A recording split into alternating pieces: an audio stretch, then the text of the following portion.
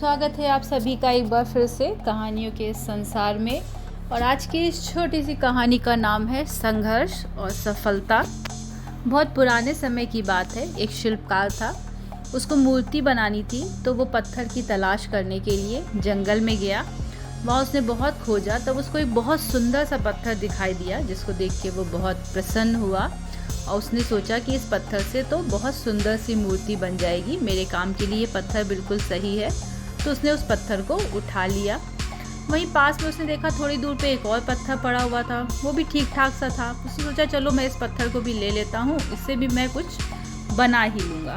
वो दोनों पत्थर लेकर के अपने घर आ गया और उसने जैसे ही जो पहला पत्थर जिसको मूर्ति बनाने के लिए करके आया था उस पर जैसे ही अपने औजारों से मूर्ति बनाना शुरू किया, वो पत्थर बहुत ज़ोर ज़ोर से चिल्लाने लगा कि मेरे ऊपर ऐसे प्रहार मत करो, मैं इस दर्द को बर्दाश्त नहीं कर पा रहा हूँ और मुझको अगर तुम इस तरह से हथौड़ी से मेरे ऊपर प्रहार करोगे तो मैं बिखर जाऊँगा, टूट जाऊँगा, मुझको छोड़ दो, मुझको मूर्ति नहीं बनना है, तो मुझको ऐसे ही रहने दो। शिल्पकार को उसकी बातें सुन के दया आ गई, उसने उस पत्थर को वैसे ही वहाँ पर छोड़ दिया। वो जो दूसरा पत्थर लाया था उसने सोचा कि मुझे मूर्ति तो बनानी ही है, तो उसने फिर उस पत्थर से मूर्ति बनानी शुरू की।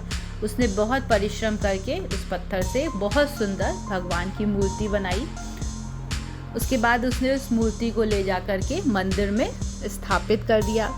अब रोज़ उस मूर्ति की पूजा होने लगी। सब लोग मंदिर जाते, उस मूर्ति को स्नान करवाते, फूलों से उसका श्रृंगार करते, प्रसाद चढ़ाते। और वो जो दूसरा पत्थर था, एक दिन तो शिल्पकार ने सोचा कि ये पत्थर तो कुछ बनना नहीं चाहता है, तो इसको भी मैं ले जाके मंदिर के बाहर ही रख देता हूँ। उसने उस पत्थर को वहाँ मंदिर के बाहर रख दिया। फिर मंदिर में जो लोग पूजा करने के लिए आते थे उन्होंने देखा कि वहाँ पे पत्थर रखा है, तो वो उस पत्थर पे नारियल तोड़ने लगे और उसको ले जाके भगवान के पास में चढ़ाने लगे। अब ये क्रम चलने लगा, जिसको भी नारियल चढ़ाना होता वो नारियल लाता, उस पत्थर पर तोड़ता और भगवान के पास में चढ़ा देता। वो पत्थर बहुत चिल्लाता लेकिन उसकी आवाज़ को, उसके दर्द को कोई भी नहीं सुनता।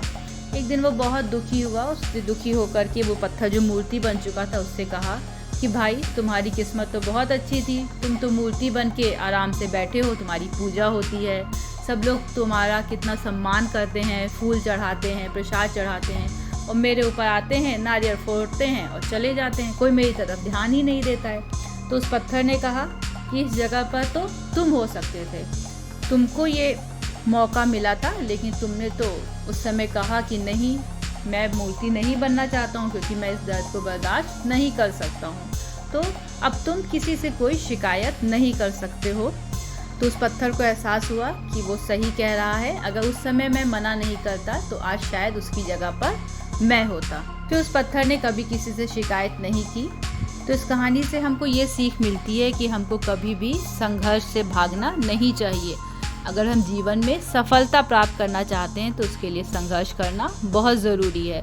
बिना परिश्रम के, बिना प्रयास के कुछ भी नहीं मिलेगा। तो अगर सफलता चाहिए तो संघर्ष करना ही होगा।